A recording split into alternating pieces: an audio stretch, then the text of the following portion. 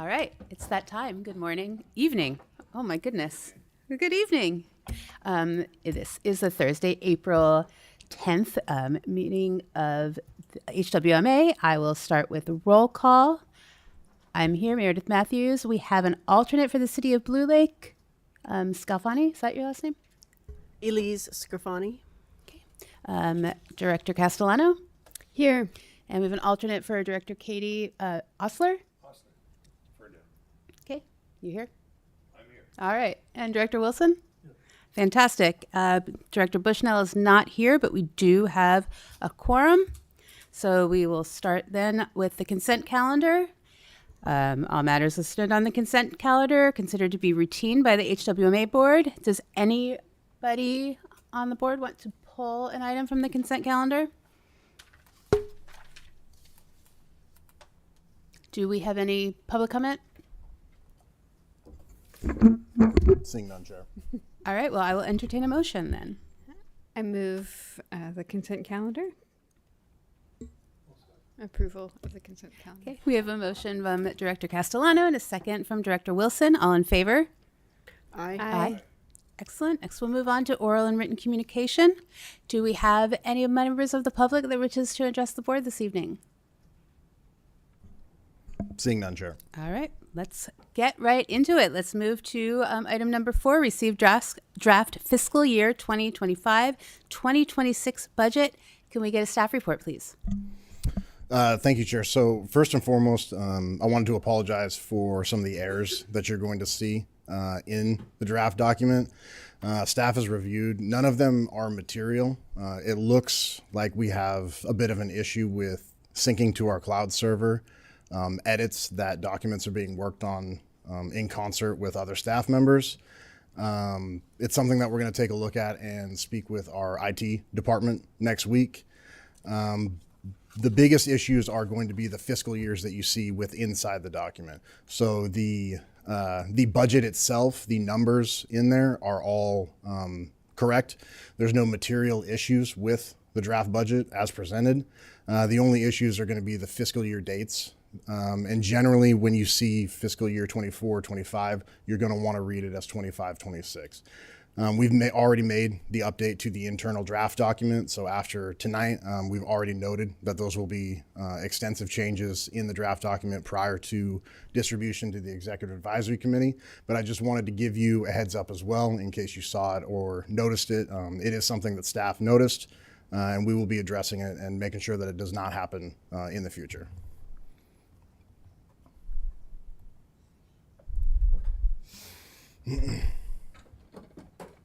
So, with that said, the draft fiscal year 25-26 budget for HWMA. This is the proposed timeline for the 2025-26 fiscal year that kicks off with the board receiving the draft budget and providing direction here tonight as needed. Staff will then provide the draft budget with received changes and direction to the Executive Advisory Committee, with comments or proposed changes by that committee received no later than April 30th.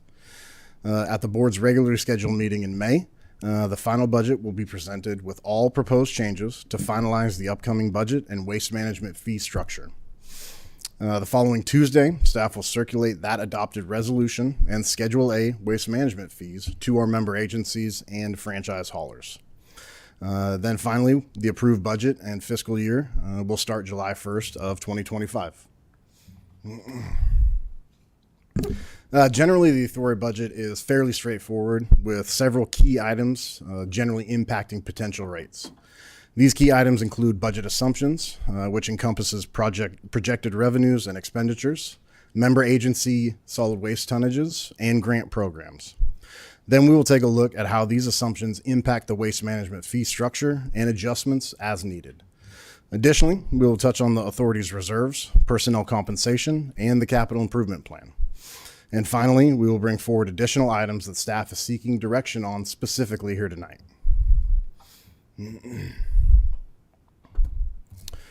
Our revenue assumptions for this year are based on a total of 75,000 tons of solid waste. This is a slight decrease to the overall total tonnage projected from last year. The Hawthorne Street Transfer Station and satellite facilities remain largely unchanged in their tonnage received. but we have seen a very large drop-off in out-of-area self-haul. And it has actually dropped to levels lower than we have ever seen, at least as far as I've been at the authority. Generally, this tonnage ebbs and flows with the economy and potential large-scale projects within jurisdictions. But at this time, staff is still trying to determine the main cause of this significant decrease in out-of-area self-haul. Additionally, grant projects will only utilize awarded funds unless otherwise approved by this board prior. Expenses in general are seeing a minimal increase in targeted areas based on CPI triggers, in operational contracts, and proposed COLAs for authority staff, with the overall expenses seeing minimal changes from the prior year. Backhaul projections have not rebounded to historical averages and have settled for the better part of 2 years around 20%. Staff has again utilized this percentage for the projections for this year. As you know, the authority undertook a significant change in accounting software and general practices over the last year. And while overall staff is incredibly happy with those changes, this draft budget continues to refine and expand on those efforts. The majority of line items from last year have remained, and the divisions themselves are the same, but our finance staff and our director has continued to edify our practices and make strides to better reflect how the authority generates revenue. Revenues remain largely unchanged from a year ago, with slight decreases in solid waste tip fees as a result of the overall change in tonnage. Other revenues include HHW, revenue generated from salvage materials sold, and grant and rental income from our neighboring property. One area of note is the timber revenue. In the past, these revenues have been projected and placed within the budget. With the current market fluctuation and the margin for error being larger than staff is comfortable with, no timber revenue has been projected. Staff continues to recommend that when timber harvests do happen, those revenues either be allocated to the Capital Improvement Fund or be brought before the board for a recommendation on what to do with those funds.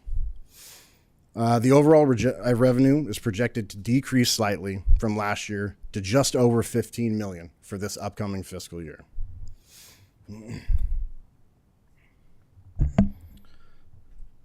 Expenditures are set to decrease slightly as well, with most of the overall decrease tied, again, to the projected reduction in tonnage, resulting in an overall drop in expenditures related to the transportation and disposal of that tonnage. CPI adjustments found in contracts do result in slight increases in targeted expenditures. One example of this is the landfill leachate hauling and disposal. But overall, these targeted increases are minimal to the overall costs of the authority's operations. Total expected expenditures are just over $15 million, and we expect it to result in a projected net income of $0 for this upcoming fiscal year. The solid waste portion of the waste management fee is made up of 3 main components, with programs and targeted divisions being nested inside of them. The county-wide program fee, which houses pass-throughs and other county-related programs such as 939 funds, LEA fees, and illegal dumping and cleanup funding. The majority of these fees are set by Humboldt County, or in the case of the Cummings Road Landfill Pledge of Revenue, state regulatory agencies. The Household Hazardous Waste Facility is now fully funded by its portion of this fee and no longer relies on the solid waste subsidies. Next, we have the HWMA base fee, which is responsible for funding all other programs or divisions at the authority. Over the last several years, there's been a slow transition to reduce the amount of subsidies that the solid waste division gives to other divisions and make this fee better reflect the true and real costs of those divisions and their operations. The long-term funding portion was added by the HWMA board in 2023 with the intent of beginning to set aside funding for potential unplanned expenditures for organics. And then finally, we have the facility fee, which houses the costs for transportation and disposal of solid waste to Dry Creek Landfill, the direct operational costs of handling that waste at the Hawthorne Street Transfer Station, the indirect expenses of operating the transfer station, and necessary reserve funding requirements.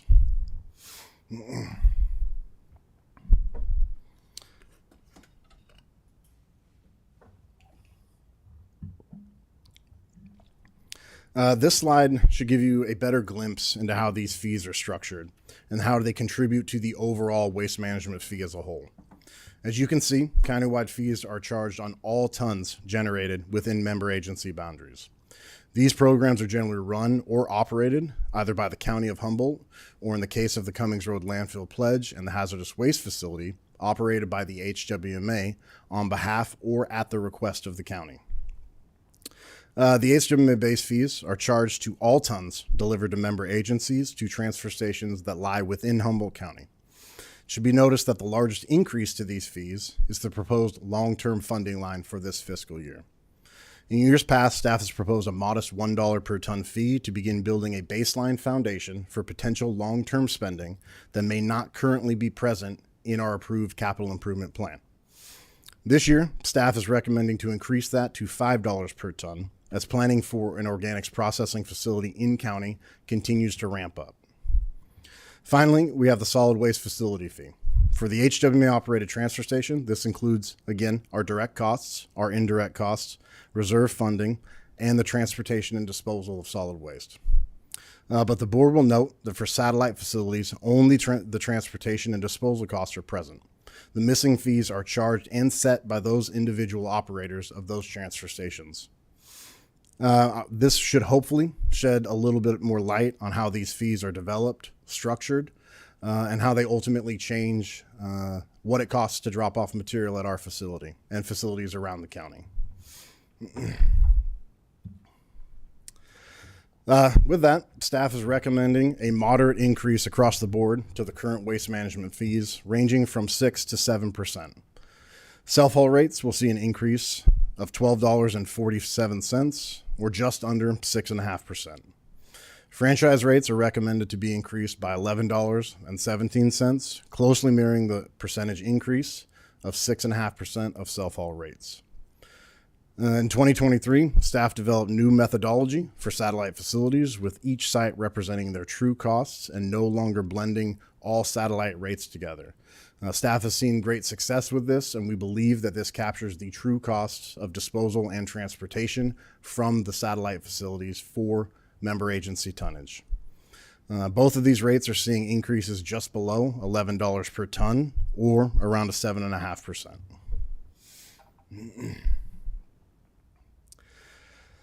Green waste fees are what the authority considers a one-to-one fee.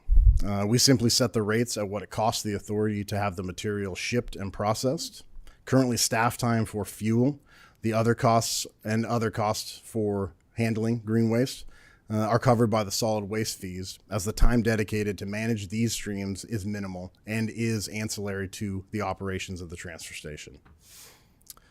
These are subject to change slightly once the CPI contracts are finalized, but staff has projected an increase of around $2 to $2.50, depending on the method of delivery and whether that is delivered directly to our processor out in Blue Lake or to the Hawthorne Street transfer station. Similar to the green waste fee, the recycling materials processing fee is another one-to-one fee for the authority. This fee currently is still under review by staff and is subject to change slightly based on the finalized solid waste tipping fees as well. Generally, the increase is due to the overall decrease of commodity values globally, a reduction in CRV material found locally. Other increases obviously include the cost of goods generally across the board, fuel for the transportation or material to market, and obviously overall labor costs have increased as well when compared to last year.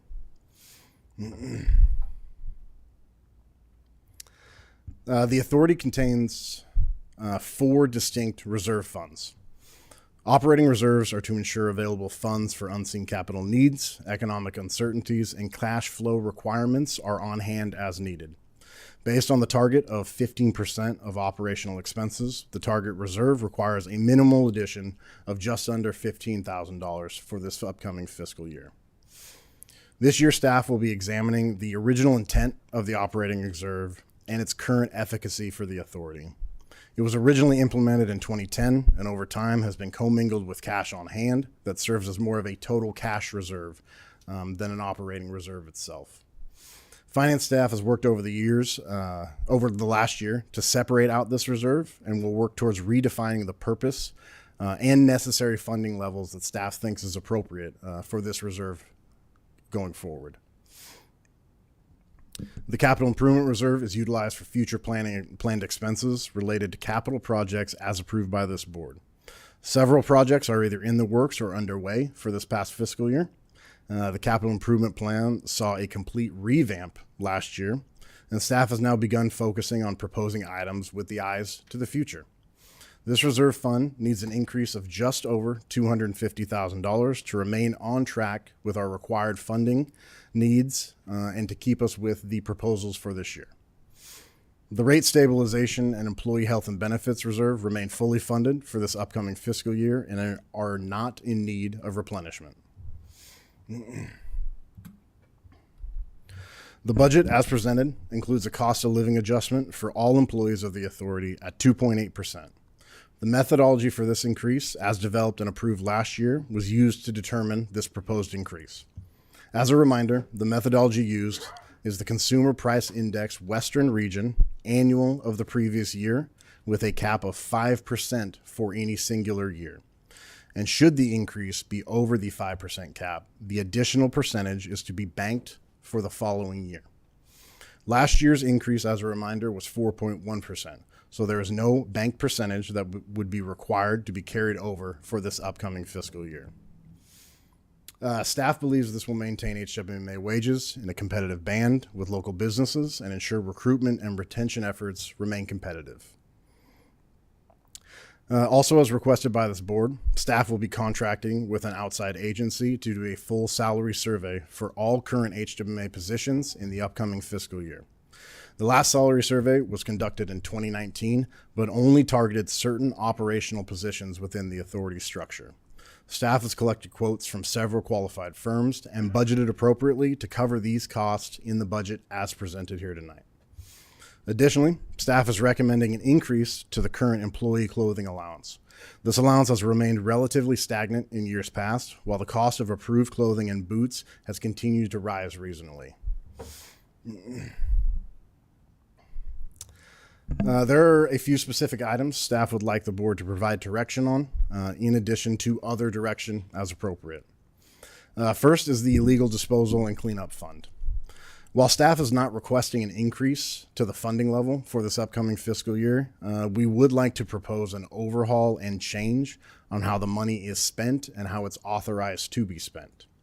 Staff is proposing that the HWMA rewrite the current policy to allow HWMA director level staff to approve or authorize the use of this funding in addition to the currently authorized jurisdiction staff. As currently written, only jurisdiction staff may grant use of these funds. And at times this has created logistical issues for all parties involved, the authority, jurisdictions, and the individuals trying to utilize these funds. Staff will bring this proposal to the board at a later date, but we wanted to get initial input and the board's thoughts on this potential change. Next, we have merchant fees. As noted by this board last year at the draft budget, merchant fees have continued to rise as we see an increased adoption of credit card and online bill pay usage. The idea was floated of implementing a charge on these transactions, but ultimately was not implemented. Staff wants to circle back here tonight and get the board's take on that as well. And finally, this board has asked staff in the past to assess potential increases or additions to the current suite of benefits the authority offers its employees. One potential option is offering an employee match to the currently offered 457 retirement plans. Staff is open to other options or ideas the board may have, or if they would like, staff can assess this option and bring it forward at a later date. And as always, I'm here for questions or comments or discussion as needed. All right, I will open it up to the board for questions. Go ahead, Leslie. Thank you. Thank you for the report.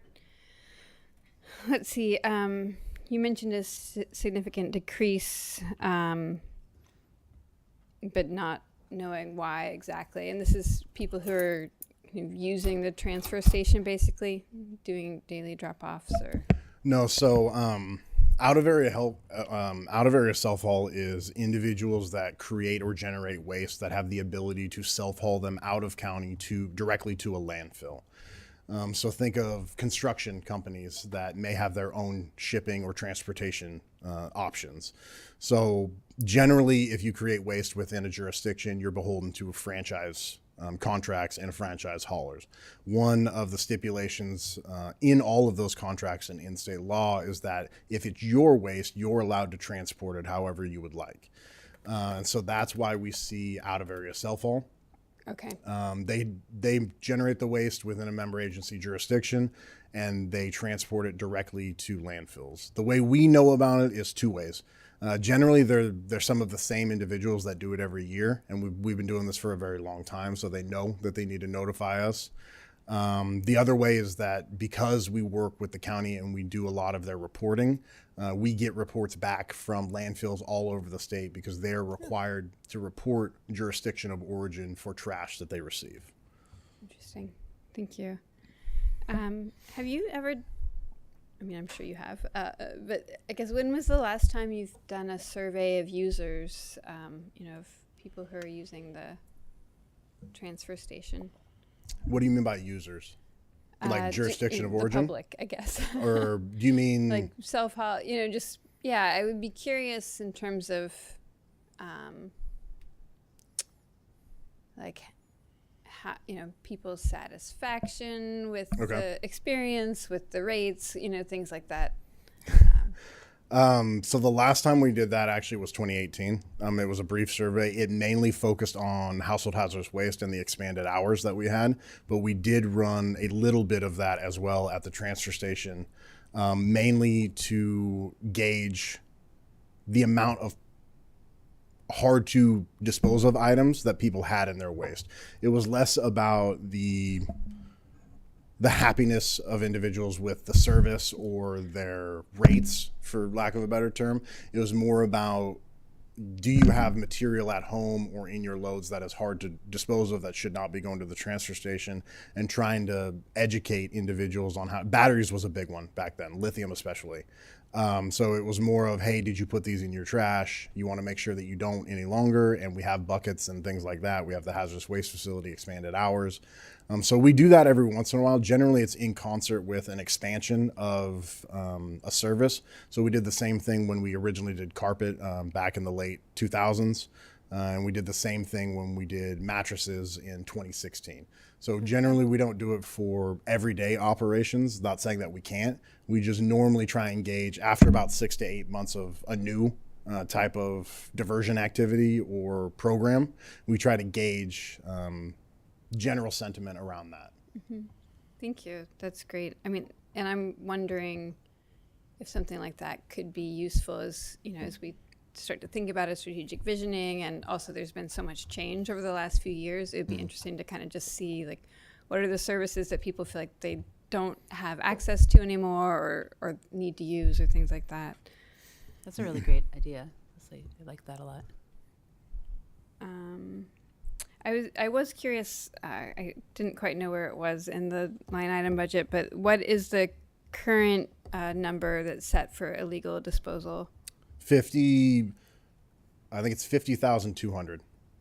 And if I'm remembering correctly, and I appreciate the idea of reviewing the policy, there's basically set amounts for each jurisdiction, kind of set within that. So we generally try to have set amounts for jurisdictions, but unfortunately we have suffered in the past from jurisdictions, quite frankly, not using it. And so we went away from that method because it was locking other jurisdictions that would continue to use it out of utilizing it. Yeah. So we went away from that quite simply because a lot of jurisdictions just chose not to.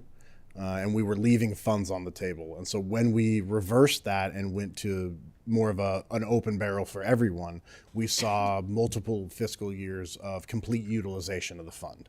Okay. And so we're not seeing issues like that. We're seeing more issues of people are busy.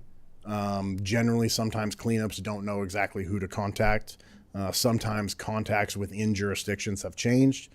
Sometimes it's hard for jurisdiction staff to make a judgment call on where the material was collected because it's here with us, we're seeing it. It prolongs the process, and there are times where staff feels it would benefit the jurisdictions, the individual doing the cleanup, and HWMA staff as a whole if we're allowed to make a judgment call on the utilization of the funding as well. Thank you. Can I Yeah. ask a quick question? For this fiscal year, how much of those funds are, do you know how many of those funds are left? I believe about 50% are remaining. maybe a Wow. little bit more. So how would a jurisdiction avail themselves of some of these funds if they would like to before June 30th? So the first thing I would say is reach out to me or HWMA staff, and we can let you know, give you some guidance on exactly what types of functions, what types of cleanups you can do. I know for a fact in all of your jurisdictions that staff does cleanups, Public Works does cleanups. I know.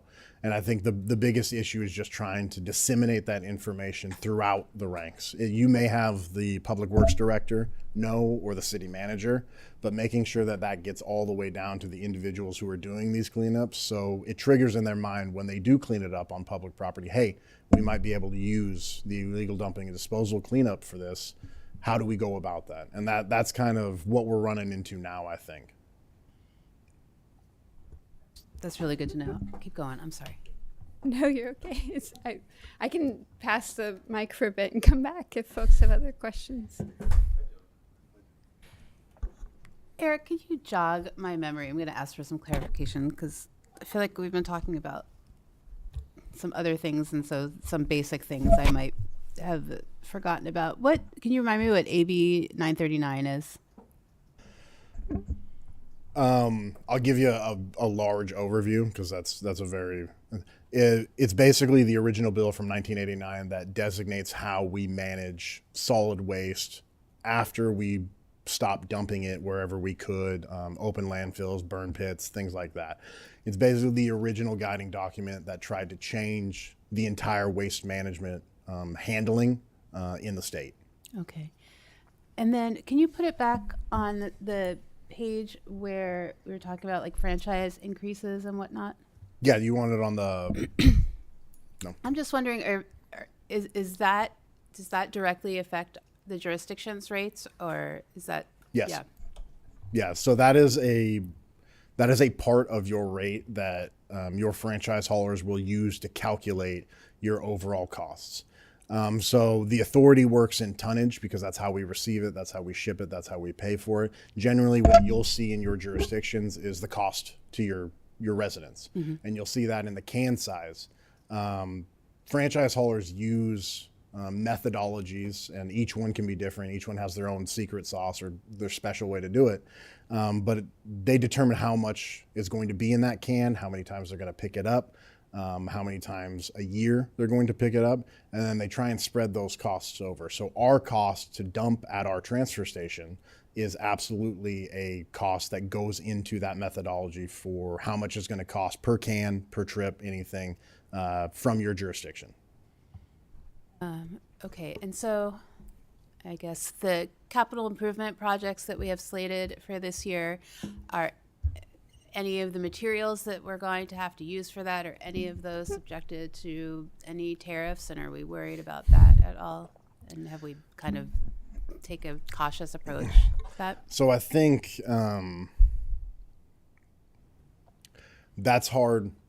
That's hard for us to say. I mean, obviously, we're a public agency. We are not nearly as nimble as the private sector, especially with purchasing, especially with quotes.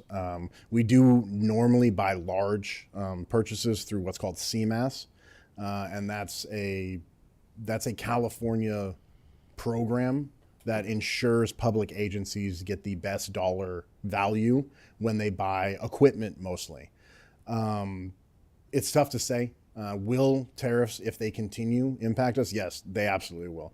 One of the biggest things would be steel. We do a lot of repairs and maintenance on the facility. We do a lot of repairs and maintenance on our equipment. All of that requires steel, all of it. And so if there is a large and continuing tariff on steel, we absolutely are going to see it. We built a little bit of room in our budget this year because we have outspent our repairs and maintenance budget 2 years in a row. So we put a little bit more in trying to project, hopefully not too bad of tariffs, but it's definitely something that we're looking at. I'll turn it back to you if you have more questions. Go ahead. Okay. Anyone else? Okay, I'll go for it. Similar to Member Matthews' questions in terms of the increase, could you say a little bit more about like what that looks like for just a regular user, like what they're, I mean, and I've maybe even just someone who's like going and like the minimum haul at the transfer station now is around 12 something. $12, like, yeah.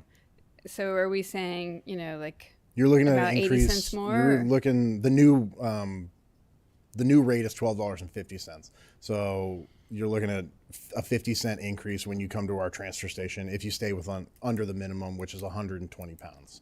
Great. We have around a 38% rate that is the minimum or under. We also have obviously the opposite of that, that's over, but you have to keep in mind that a lot of those are businesses and franchise haulers as well. Those impacts are going to be different, obviously, but to the average resident individual, I can't speak to your collection.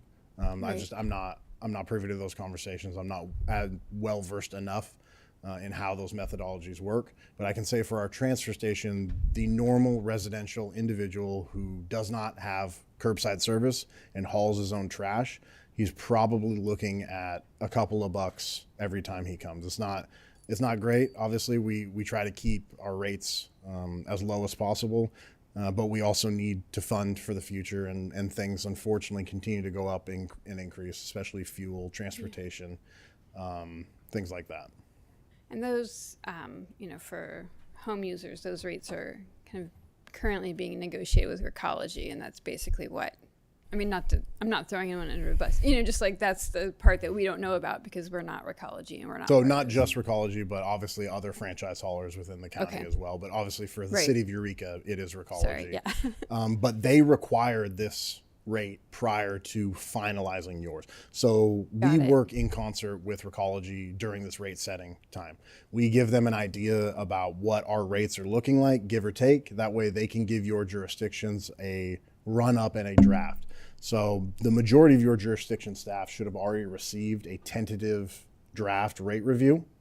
Obviously the impacts of that will change depending on how this rate changes. But that's something that we work with Recology, and Recology works with jurisdiction staff right now. It has been for a little bit. Yeah. Great, thank you. And then just the operating reserve, I assume that's in an interest-bearing account, and the interest is factored into the budget. I'll pass that over to Director Schwartz because I do not know. It's not. Oh, The other reserves are. okay. That seems like worth changing. And so that's one of the things that we want to take a look at this year is that for the better part of the last 10 years, our operating reserve has been rolled into the rest of our cash on hand. And there was a very long period of time where the authority would not have been able to separate that operating reserve from our cash on hand. So we would have rolled, if we had separated our operating reserve, we would not have had the funding necessary to pay our bills and take in money and have that rotation. We have about $1.2 million that goes in and comes out every month. If we had pulled out that operating reserve 3 years ago, 5 years ago, we would not have been able to do that. So that's something that Director Schwartz has looked at. The finance staff is currently looking at, and we're going to take a look at the efficacy of when that was passed, why it was passed, and try and make sure that we're utilizing it correctly. Great, thank you. That's all my questions. So let's talk about those merchant fees because that sounds like a reasonable thing to do. I mean, I know that lots of businesses do that. So can you talk a little bit about what you're thinking that would look like? Yeah, so I guess for staff direction, I'd be looking to see if you want to see a fee for all transactions. If you want to see a fee for larger transactions, staff thought maybe identifying a funding level, like for larger expenditures, maybe 3,000 and above, 5,000 above, things like that. Staff would not recommend doing it on every single online bill pay and credit transaction. That would not only be onerous for staff, but it would be a little bit punitive for residents that use it. The majority of these merchant fees do come from larger entities. So staff could take a look at potentially projecting a funding level or an expenditure level that we would charge these merchants fees to the companies, if that's something that the board would like staff to take a look at. Yeah, I feel like that's a fine idea. I'm totally okay with that. What else? What other things did you want some guidance on? The 457s? Yeah, so just this board has been very good about wanting the authority to stay competitive in the job market, making sure our retention levels remain high. And one of the things that they've asked us to look at in the last year would be potential additions to our current suite of benefits. We have taken a look. We are fairly competitive with a lot of benefits, but one of the items that we could add is a potential match to our 457 that we offer. There's several other jurisdictions that we've reached out to that do this type of match. They're kind of all over the board based on if they have a collective bargaining agreement, based on the level of staff, based on managers, things like that. So we're still continuing to vet and make sure that we have a good recommendation before we come to this board. But I just wanted to double check and see if that's something that this board would be interested in staff continuing to look at. If your jurisdictions maybe offer benefits that the authority doesn't, that we maybe could look at. Any of those just to make us a little bit more competitive and want people to come work for the authority. Sure, yeah, I would love to have you do some research and bring it back to us. Yeah. What else?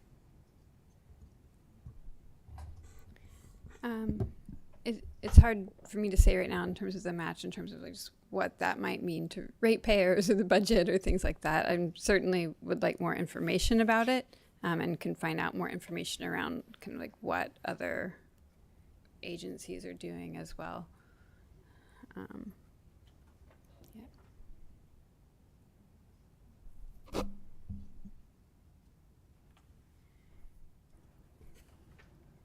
And then how are we for staffing for next fiscal year? Do you anticipate having to add any positions? So right now we don't anticipate having to add any positions. Currently the organics processing facility will not be coming online. We do not believe that it will be coming online in this fiscal year. We are very hopeful, and I know the jurisdictions are also very hopeful, and we're shooting for July 1 of 2026, hopefully not this fiscal year, but the next one. But because of that, staff has not budgeted for a majority of things in organics. We are going to have some leftover money that we're going to spend at the end of this fiscal year to continue the upkeep and retrofit of some of the facility. But we have not budgeted for additional staff. We have not budgeted for operations ongoing or starting this fiscal year at the organics facility. That reminds me about that grant that we had thought that we were going to have to give back. Is there a status update on that? Sure. So we are currently working in concert with CalRecycle to try and figure out a pathway forward and a mechanism for us to utilize the grant. We have a couple of deadlines that we need to meet with potential franchise contracts, either tacitly being signed or being agreed upon. We have a couple of deadlines and goals that we need to meet as the authority to make sure that we continue to stay on track. CalRecycle has said that they would be more than willing to grant us an extension if we do meet some of these requirements. So in concert with your jurisdiction staff, that's what we're working on right now, is we're trying to make sure that we get at least some concrete evidence to CalRecycle to show them that we're real about this. And unfortunately, it's taken it a little bit longer than we all wanted to. but we still want to use the money and utilize it for what we got it for. Well, that's a lot better news than we have to give it back. So Yeah. great job. Does anybody else have any questions? Or I could, yeah, go ahead. I might be redundant, but on the tonnage and the recycling tonnage, you said you don't know why that's dropped off. Is it, I know you mentioned a little bit about people maybe self-hauling, or but particularly the recycle thing. Where's it going? I mean, are people just stuffing it in the landfill? Or? So there's two. I'll touch on both. The out of area self-haul, that has always ebbed and flowed with the economy, but the economy isn't in a bad enough spot right now, generally based off historical data, to show us that it should be at 1,000 tons. We're generally around 65 to 6,000 tons annually of out of area self-haul. This year we're projecting to 1,000. We may not even hit that for this current fiscal year. 1,000, you said? 1,000 tons. Versus that's 6,000. Correct. The authority is currently taking a look at it. We've reached out to jurisdiction staff. We've reached out to landfills as well that historically receive this type of tonnage to see if it's either being misallocated to other jurisdictions, if it's not being reported properly.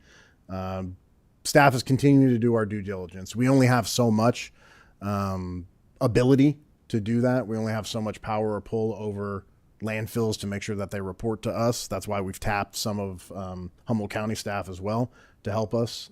We've tapped franchise haulers locally. We've tapped trucking companies to make sure that we're encompassing everyone that we normally do.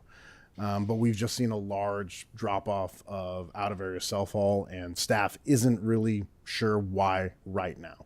We have a couple of ideas. We have a couple of hunches that we're going on and we're going to keep looking for. But we don't know exactly why we've seen such a sharp drop off in out of area tonnage. Now for the recycling, from what has been told to me, from Recology, because that's who collects the recycling, processes it, and takes it to market. Each jurisdiction now has a CRV center within your bounds. 2 years ago, there was only one CRV center in the county. That is going to result in less recyclable material and CRV material in the collection curbside waste stream. So that recycling bin that you roll out to the curb no longer has as much CRV in it, and it no longer has as much tonnage in it because that CRV is being pulled out and it's now being taken to the CRV locations that are in your jurisdictions. I have a question. On recycling. Oh, let's see. Can you hear me okay?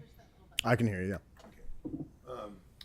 On recycling, do you know, I know it's really not it's really Recology, but do we pay the same on recycling materials as, say, like Santa Rosa? I just recently heard a story where somebody went to Santa Rosa and made an incredible amount of money on their recycling. Yeah, I could not Don't know? could not comment on that at all. Yeah, no. Okay, well, I want to run it by. Yeah, absolutely. So just so you know, it's this little button right here on the microphone. Yeah, just because it's no, it's fine. Just because it's being. Okay, great. I think that. Is everybody all right if we pause and go out for public comment, and then we can come back for We discussion? can pause for covered comment. There's nobody Is here. there everybody- well, there might be on Zoom. I can remain. Chair, we're Hopeful seeing that none someone- online either. There goes. Does anybody on Zoom would like to make public comment about the budget? Chair, seeing none. All right. Well, let's bring it back to the board.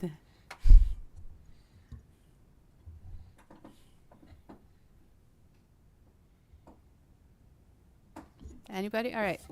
I will have some comments, or we can entertain a motion. Okay, I have some comments. Thanks. And for today, we're just providing direction because it's coming back, or are we? That is correct. Okay. Okay, great.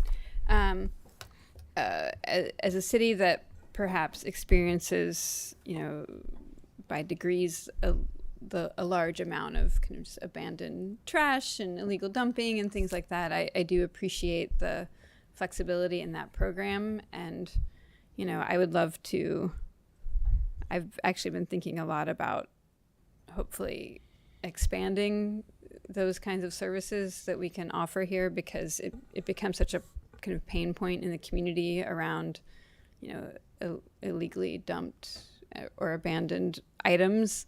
And so just I appreciate that in the past this board has been allowing for that flexibility, and I hope that we continue allowing it. And even, I think it could be useful to expand the funding allowed for that program, especially because I don't think that everyone knows about it even all the time or is using it as much as maybe it could be used in the community, because I do think it really benefits us all to be able to be as proactive as possible about those just illegal dumping, abandoned trash items, things like that.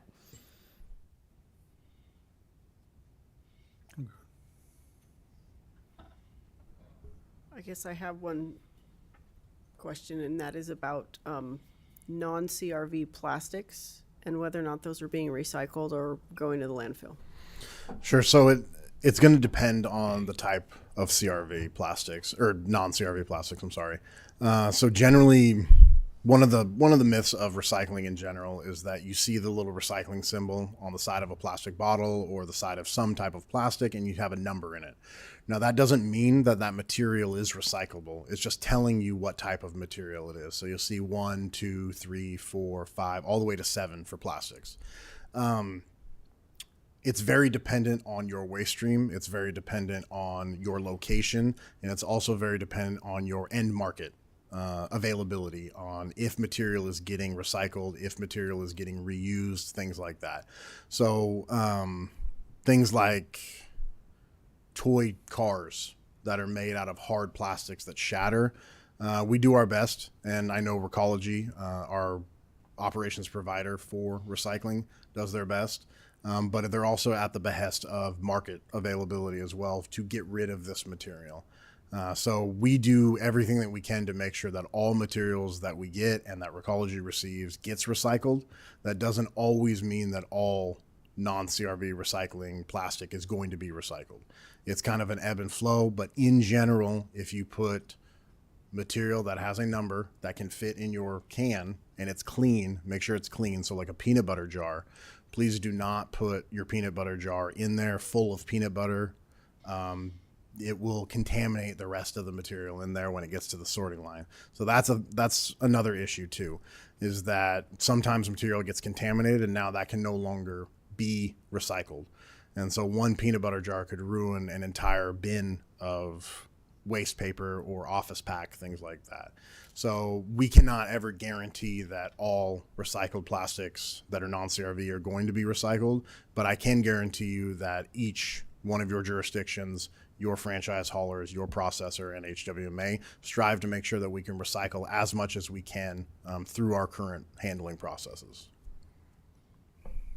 Thank you. Do you need a motion from us, or is this we're just receiving it? No, we don't need a motion. Okay. I believe I have enough direction for staff to move forward with what we wanted. Wonderful. Does everybody feel comfortable? Yeah. Well, I will then move on to standing item board member reports. Does any board member have anything to report out? All right. Executive Director report. Director Keller-Heckman, anything to report out? Thank you, Chair. We have one item.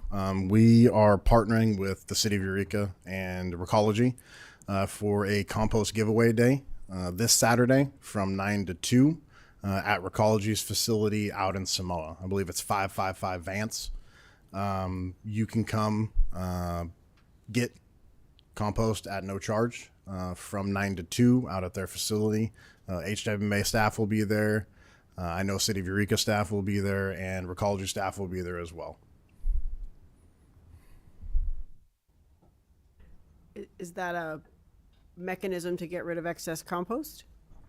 No, it is a mechanism to pick up free compost. So they have compost at the facility. Individuals can come and get it and put it in your vehicle and take it home and use it. Right. And I'm just curious, do you do that on a regular basis, or you do it when your compost at the facility gets to be more than you can sell? So the authority actually does not have a compost facility, and unfortunately right now there isn't actually a compost facility in Humboldt County. So we don't ever have excess compost. So this material was provided either, I'm not 100% sure who it was provided by. I don't know if it was provided by the city of Eureka as a whole or Recology in concert as well. But it's provided by the jurisdictions and Recology and HWMA as a partnership, and you can come and get compost. And I think we do it a couple times a year. Thank you. I will say I did have one constituent ask me about this and was, unable to make it down to the Recology establishment on Samoa, if it was possible for like a quantity of compost to perhaps be taken to the farmer's market for people to pick it up there. Is that like outside of any realm of possibility? So I'd be more than happy to talk about that with the City of Eureka staff and Recology.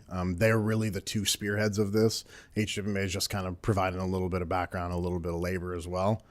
So I would be more than happy to bring that up with those two entities and see what they have to say and see what we can work out for something like that. That'll be lovely. And if it does happen several times a year, if it's not possibility to do it so at this quick of a turnaround, maybe something to think about for future compost giveaways.